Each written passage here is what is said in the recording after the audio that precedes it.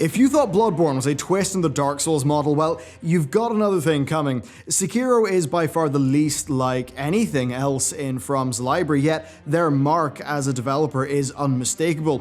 Sekiro delivers both a gameplay experience and a player fantasy that is quite unlike any of From's other games, setting it up to, much like with Bloodborne, expand its audience beyond those who just discovered the rough diamonds that were Dark Souls and its spiritual predecessor, Demon Souls. In today's review, we're going to work out what this game sets out to accomplish, if it actually manages to do that, whether you should play it, and finally, whether it works as a piece of software, and what platform you should play it on if you are interested.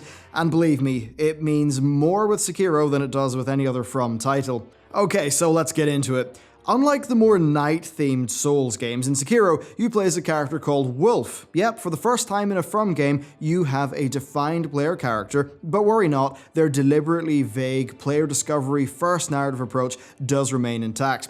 Wolf is a shinobi, in many ways the antithesis to the knight archetype that the Souls games were so well known for. And this distinction really defines Sekiro's identity. Shinobi is just the design pillar of this game. From that, all else follows. It's not a muddled game, it knows exactly what fantasy it is aiming for, and it commits to that fully. Yet, as much as all that is true, the familiar trappings from Software are back. You lose experience when you die. You progress through a complex world that grants you freedom in how you tackle it. You discover bonfires, well, this game's version of bonfires, which allow you to fast travel and rest. The core Souls format is still there. What Sekiro provides is roughly the same style of game, but with a wholly different player fantasy, something that is crafted through its combat system and its movement system. The Souls-like elements really are there to add weight and consequence, and that shows us that the Souls format of games really only has one requirement: fairness in combat. With that, let's dive into the much talked about combat system of Sekiro. Sekiro shows off just how much unlike Souls it is right off the bat. How? Well, there's no stamina bar. Stamina really was core to the management gameplay of Souls combat. It dictated player builds and combat pacing. It hindered both defense and offense, making each move that you took extremely considered and therefore very impactful. This lent great weight to your actions, being a part of Dark Souls' difficulty. It had slow, decision-based combat that really mattered. Sekiro takes what was slow and defensive and turns it into something completely the opposite. Stamina has been removed, with posture taking its place. Posture is fundamentally different, and it's at the core of the combat system. While enemies do have health, their posture is far more important. When you attack an enemy, you'll see their posture bar fill up with each successive blow. Whenever you parry an enemy attack, you'll also see it fill up. And when their posture bar is full, you can perform a death blow on them. For most enemies, that instantly kills them regardless of health. So in Dark Souls, you'd slowly be circling your enemies, you'd be waiting for the perfect time to strike. It would all be very slow, careful, and considered. In Sekiro, you open with a barrage of melee attacks, looking forward to when the enemy is foolish enough to even try to hit back, knowing that you'll be able to parry that right back at them for extra posture damage, likely opening up a death blow. If you play slowly, hanging back with a block button held, well, you'll find that you'll actually block all the incoming damage, but that your posture will break, with the enemy opening up a powerful, dangerous damage window on you if your posture is broken. This means that unlike Souls' very considered, slow-paced resource management, Sekiro is all about focused fury. You never want to be idle, you always want to be attacking the enemy while simultaneously parrying their incoming blows. It is fundamentally aggressive in its design in all areas, and it gives the player a feeling of power and invincibility when everything's going right. And that's the core of why you die in this game. The combat system nails its power fantasy such that your considered aggression turns into outright greed, and then your greed turns into death. I almost think that Sekiro demands more mental discipline from the player than the other games in the Loose series because of this. Not only is it aggressive in its core design, but it's also extremely fast-paced, again, down to the posture system and the lack of stamina to hold you back. That fast pace means a very high number of actions per minute from you, but also a higher amount of times to make mistakes, and being a FromSoft game, those mistakes are punished. So as you can see, it really is the Shinobi fantasy, outward aggression with extreme discipline and precision. While it likely does have a higher failure rate from players than really other FromSoft titles, I'm still left thinking when I die, oh, this is actually easy and simple, I'm just bad. And that's how I know that it's working. Of course, it's hard, but all the while, it is fair. The signature learnability and fairness from FromSoft games very much is intact, but this time it has came along with an entirely new and fresh combat system that is utterly thrilling, something that's also reinforced by From's excellent combat animations and sound design work. Existing Souls fans will likely feel like this game is designed specifically to punish them. It is so different and so opposite. Simply put, this game is nothing like rolling around with your sword and your shield. That's not all though. Wolf has a lot more than just his sword. His prosthetic hand has numerous attachments, a deadly fan, a shuriken thrower, a firecracker thrower, and far more. These, along with other usable items like dirt to throw at your enemies, help create the Shinobi power fantasy, where it's less about getting the perfect honorable 1 versus 1 kill, and far more about getting the job done. These abilities weave into battle fantastically, allowing you to dominate the flow of combat. And that may seem overpowered, but you've got to remember that in Sekiro, the default flow of combat will kill you if you don't dominate it. That's not all though, because the final part of the Shinobi fantasy, and indeed one of the pillars of this combat system, is movement. The dropping of stamina does not mean that just your attacks and your dodging are a bit more freeform. It, when combined with Wolf's kit, totally changes the feeling of movement, both in and out of combat. Wolf's prosthetic hand has a grappling hook, something that goes wonderfully with the nearly absurd density of grapple points around the world. You can soar above the ground, chaining grapples together to move at great speed. You're running along rooftops near silently. It totally nails the fantasy, and this allows you to enter combat with great freedom, which is both a blessing and a curse. You can really get yourself in a pickle, but it also lets you make quick escapes, opening up this playstyle of picking off enemies and wearing the group down, all while you have that looming sense of dread caused by every hit that you take really mattering, because as with the other Souls games, your health regen is a very limited thing indeed. So with no stamina, sprinting around is pretty much the default, as is jumping a lot.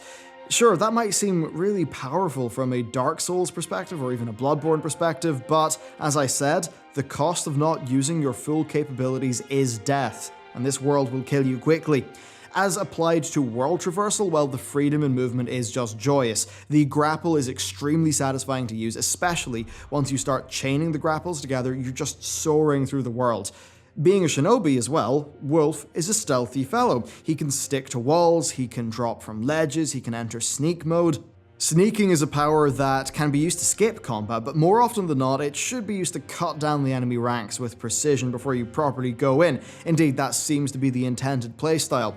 While stealth can be annoying in some games, from what I have so far found, From's implementation is quite effortless to use and really does seem quite fair indeed. Although I will admit, being able to get a free death blow on mini bosses feels a little bit powerful. And oh yeah, on that, while most enemies do go down with a single death blow, mini bosses and bosses can take multiple. So this movement system overall is perfectly married to the combat, which both come together to create the intended player fantasy of the shinobi. You are racing across the world, you are stealth killing enemies before unleashing precise fury on the few survivors that are left. You're a super speed glass cannon where a single bad input from you will likely be punished, allowing for tremendous feats of speed and skill, but equally constant failure. Personally, I've actually found this to be a bit more compelling and exciting than the Dark Souls setup, though fundamentally they are different core designs that I would say are both executed masterfully. The only downside to this model that I've actually found is field of view. Yeah, it's a third-person game, and yes, Dark Souls had a similarly low field of view, but Sekiro is significantly faster, and I would say it's kind of disorientating. The default field of view just feels restrictive. It doesn't feel in line with the gameplay. Now, luckily for PC users, you can just fix that with a mod to widen the field of view, but that's unfixable for console players. And speaking of console players, well, I would essentially not recommend playing this on a console. From's console releases have all suffered from inconsistent frame rates and inconsistent frame timings, with the latter continuing to be very present here from the reports that I've seen from Digital Foundry. For a game so precise as this one. The frame timings really seem to be a large issue, as does the button-to-pixel latency incurred by both consoles, especially the Xbox One X, but also the 30 frames per second target. And yeah, even with game mode on your TV, the Xbox One X actually has pretty significant input lag incurred by the system itself, as again has been well documented by Digital Foundry. Really, Sekiro is fast-paced to the point where I think both of these things are issues that would be detrimental to the core gameplay experience, more so with this game than with Souls or Bloodborne. Now, for me, the PC port has ran flawlessly at 60 frames per second, so I would recommend that everybody who can gets this on PC. The low frame rate of Souls kind of was okay because it was a slower game, but with Sekiro, it's just that fast that I don't think it holds up. Sekiro has the FromSoft game loop that I think we all love. I mean, if we're getting into this, it's probably something we all love. It's got the player discovery-focused storytelling and world design that makes the company's title so special. It's got a visually stunning world that, again, shows the strength of From Software's art direction. And on top of all that, you've got fresh, new combat and remixed character progression. So I know this much. I'll be playing a hell of a lot more of this game. This is one of the most compelling games that I've played in a very long time. Whether it will be for you, well, I think your reaction to this review will tell you all you need to know. Does that combat seem like something that you'd like?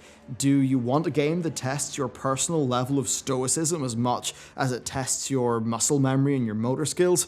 If the answer is yes, then I think this game is a bit of a must play.